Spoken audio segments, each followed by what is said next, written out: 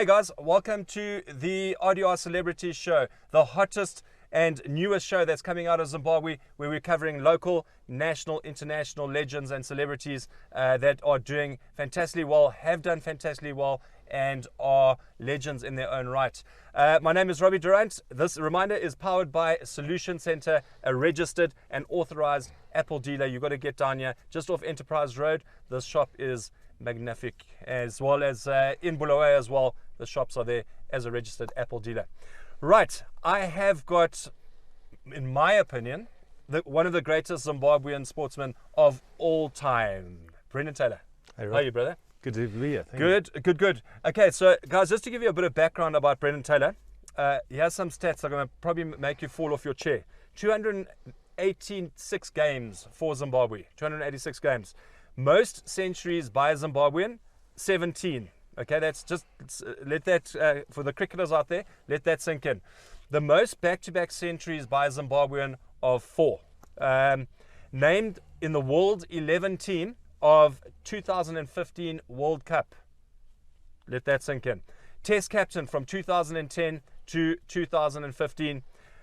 9,900 international runs. I said to him just now, you were 100 short. You got to get that 100. And obviously, one of the pinnacles was beating Australia in the 2007 T20 World Cup. I'm just going to say, I'm not worthy.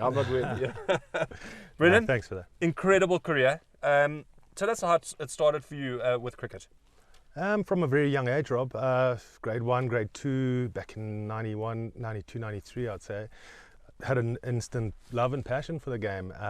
No real family members before me, dad, uncles, brothers were any good at cricket. I just was a fairly decent sporting family, but it was a journey that I was totally encapsulated by the Campbell family at Lafordia, and Ian Campbell, Donald's and Alistair's his father, late father, was very instrumental in the growth of my game from an early start and my love for it. Well, I saw a little post, I think it was last week or something, where you said you were not good at school, neither was I. Kind of sport carried you through. And what did your dad say to you when you came back with your not such good report? Yeah, the O-level results, 2002. I remember it so vividly. My mum was always quite worried. I was a bit of a reprobate at school. She knew I loved my cricket. And she came out, she read opened the envelope, saw these results that were and not... it was always daunting. Daunting, just the 3 O-levels, but just the 3. And my dad was always a calm figure, and my mum said, my boy, I'm a bit worried about you. Where are we going to go here?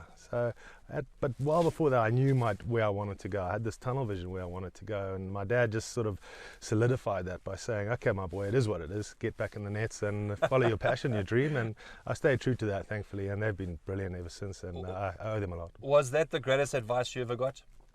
Yeah, for sure. I mean, my dad always said to me, he didn't know a hell of a lot about cricket, but he gave me all the tools in terms of probably the mental aspect of it, where, he said, work hard, obviously, don't make any excuses, and put your head down and go for it. And I did stay true to that. And yeah, he just had a calming influence he was always there to support, and through the bad days, which were more so than the good days, and he was very supportive, along with my mum and my brothers, and now my wife and all that. But been a good journey. Well, we're going to get into these stats just now, but when was the first time you got into your first class, or let's say for your international game? Tell us about it, the experience, and what you experienced. Well, yeah, back in 2004, and certainly fast-tracked into a system. We lost a whole generation of players, the so-called rebel players, back in 2003. So I was only 17 at the time. I didn't have anything to do with that. I was still at school, and and sadly, it's common knowledge of what happened there. But we're very much fast-tracked into the deep end, and we never had any sort of senior figures or players to work with. We had to sort of, from a very young age, sink or swim, and it was tough and daunting, but I was quite oblivious and naive to it all. I just okay, well, I'm here, let's just have a crack, and it all happened so fast. And our debut was against Sri Lanka, I remember, in Bulawayo, and that didn't go very well either. I think I got out third, fourth ball, bowled, and mum and dad come down and watch, and it's mum's in tears, and it gradually got better that series, but yeah, it was humbling. It was like, welcome to the big leagues. And yeah. You know, talking about that, I mean, let's just talk about professional sportsmen in general. I mean, you're looking at what you've achieved there, the pressures that come with that. So, I mean, to achieve, and especially you, because you had a nation that when Brendan Taylor walked out, he was going to score 100, or he had to at least get to that pinnacle of a century or something like that. That must have been a hell of a lot of pressure for you. Yeah, I think so. I try to take care of my preparation. If I took care of that, the rest, you know, would hopefully fall into place. And sometimes it wouldn't.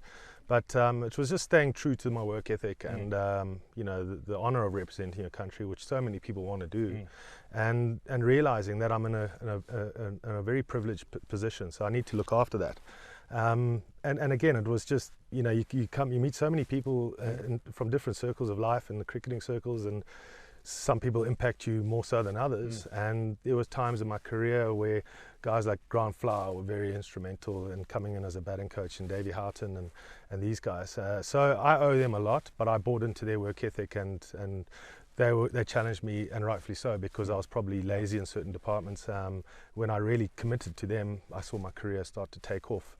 So the first 5 years from 2004 to 2009, I was probably ill-disciplined, lack of professionalism, and then Grant Flower comes in and says, right, this is where you're well off the mark here, let's go.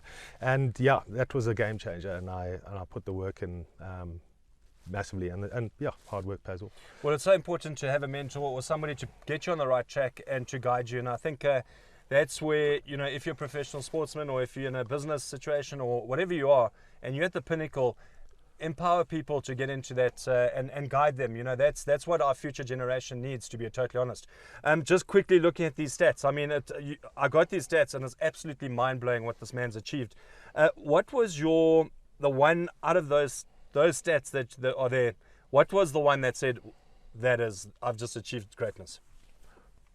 You know, I suppose 286 times, because that's the times I represented Zimbabwe. So mic drop, mic drop, mic drop. Yeah. You know, stats so much weren't a driving force for me. The way I look at all those is just a long journey and a very enjoyable journey, a tough journey, but the stats will look after themselves. If you look after cricket and you look after your time you put in, that'll eventually take care of itself. You know, the way I look at all that as well, and you know, there's 9,900 or so runs there, whatever, but you know, Andy Flower's 80 runs ahead of me, and Grant Flower a little bit more, probably 40 runs ahead of me. And sure, you can play on and go past that. Yeah. But the way I see it now, and where my game came to an end, is I'm totally at peace with that, and I think that's the right thing, because in my eyes, those guys are my heroes, my idols, and they paved the way for us. And I'm happy there. That's where it should be. Brilliant. Well, you did say to me before, if somebody does beat those records, good on them. And I think that's just an attribute to the sportsman that is Brendan Taylor. Brendan, obviously then you had an issue. I want you to tell the issue and just to kind of explain where you were, what happened, and obviously derailed, but you're back on the track. Yeah, it's common knowledge there, and to the people that don't know, I'm always willing to talk about it, because I understand the importance of talking. I sheltered and shielded a very tough, dark period of my life for 3 years, and if only I'd just spoken up sooner, things could have been different, but they weren't.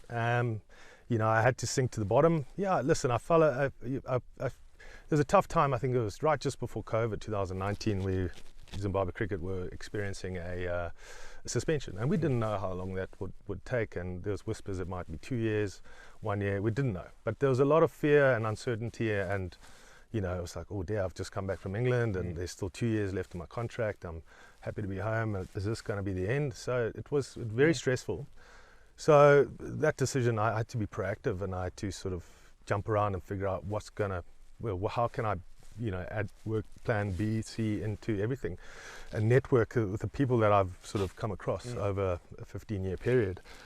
There was an opportunity to go to India and network, and it was all signed off. You know, my agent sort of looked at it and said, yeah, just be wary. You've traveled the world, you've met a lot of people, and just be smart. So, you know, after months and months of sort of not working or not committing to these business people in India, so to speak, this opportunity came, and I was like, okay, well, we're in the suspension. I've got to keep busy. I've got to find some things, sponsorship, potential academy. How can I get better? How can I add another string to my bow? And basically got out there and hit the ground running, and it was a very productive 3 days in the beginning. It was a very short trip, and we celebrated on the last night in a hotel in New Delhi, and little to my knowledge, there was people participating in substance and cocaine, and lots of alcohol was going around. And next morning didn't think much of it. I was packing my bags to go to the airport, and my parents' fee that I signed for it, that was like a contract. Here's your envelope, there we go, great to see you, thanks for all you've done, we'll do some business down the line. And there was an entourage in this hotel room that sort of surrounded me, that I'd been around with them for 3 to 4 days, and basically there was some video evidence that they had captured of me sort of participating very stupidly in this situation, and they started blackmailing me to get a return on that money, and basically try and get players to fix games. So immediately, you start to think, it's taken me 20 years to get here, and it's taken a day to tear it all down. So it was quite an intimidating process, because I was like, I'm in a foreign land, I need to get out, and didn't know what to do. I tried to hand the money back. I said, no, don't worry, we'll get our return back. Well, we suspended. Oh, don't worry, we've got the connections. So you really were in a rock and a hard place. Yeah, I was. So that's sort of, it was a paralyzing fear. It's the only way to describe it. Anyways, got back home, and it sort of just numbed me, and that sort of started a downward spiral. And the only thing what became my real solution was alcohol and substance, and that's how I could cope with the day-to-day depression. Really, it was pretty dark, but listen, my past is hopefully becoming my biggest asset. Well, I mean, it gives me goosebumps just to hear that story, and just to also understand that the position you were in, the pressure you were under. I don't think people probably understood the pressure that you were under. As I said earlier, I think, when the nation's pressure on you, I'm not condoning that you do it, but I'm just saying that people deal with depression and those type of things in a different way. You now have built yourself back up. You've got an incredible academy there where you are empowering youngsters. Your knowledge, your skill is coming through to the youngsters. Tell us a little bit about that. Yeah, it's been a year in the making, and I've been pushing it for a year now. My cricket academy, Taylor Cricket, at my house. I built a nice little facility down the bottom of the garden, and it's been so rewarding and so fulfilling, because I'm actually finding this little journey more empowering and more impactful than actually playing. So some players might see you on the telly and go, yep, I might want to be like him, that's fine, but this to build in the relationship with these young kids, and trying to think of ways, how do I get these kids better? They're all different levels, and have that sort of enthusiasm day in, day out to try and impact these kiddies' lives in a better way. And they're all very passionate, so it makes my job a lot easier. So if people are watching, how do they enroll their kids here in Aurora? Well, I need to be better on my social media platforms, but word of mouth has been pretty good. There is a Facebook and Instagram page. They can easily get in touch with me there. My number, I can put it on the screen, whatever. Perfect. Let's talk just very quickly about family. I mean, they've been through the thick and thin. Let's just talk a little bit about that. Yeah, jeepers. I mean, without the solidarity of my family and love and support, it's almost not possible. And as soon as I sort of opened up to them that there was, I'm struggling here. So they rallied behind me, and that's when I realized, why didn't I just open up to them? I mean, I was, so proud of them, and didn't want to upset them or hurt them. So it was like, well, let me just take it all on my shoulders, and was definitely the wrong way to do it. But I look back now, just full of humility and gratitude with the way they've handled it and all, and I owe it back to them.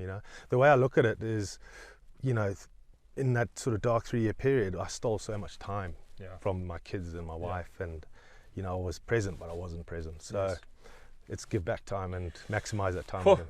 Well, let me tell you, if you are watching this, that is really some inspirational stuff.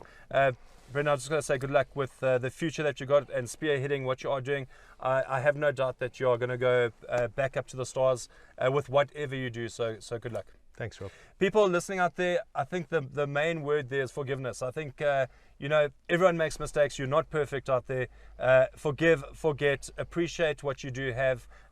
If you have got issues, talk to somebody. I think that's key. That's the most important thing, is come out, be open, and talk to your loved ones, and they will rally around you. No matter how bad it is, they will come together and they'll pull together. So guys, inspirational chat here with Brendan Taylor, Zimbabwe cricketer, and incredible stats as well with what he's done from the RDR Celebrity Show. We're going to catch you next week. This is totally powered by Solution Center. The RDR Celebrity Show with Robbie Du Rand. Every week, interviewing local, national and international celebrities. Proudly powered by Solution Center.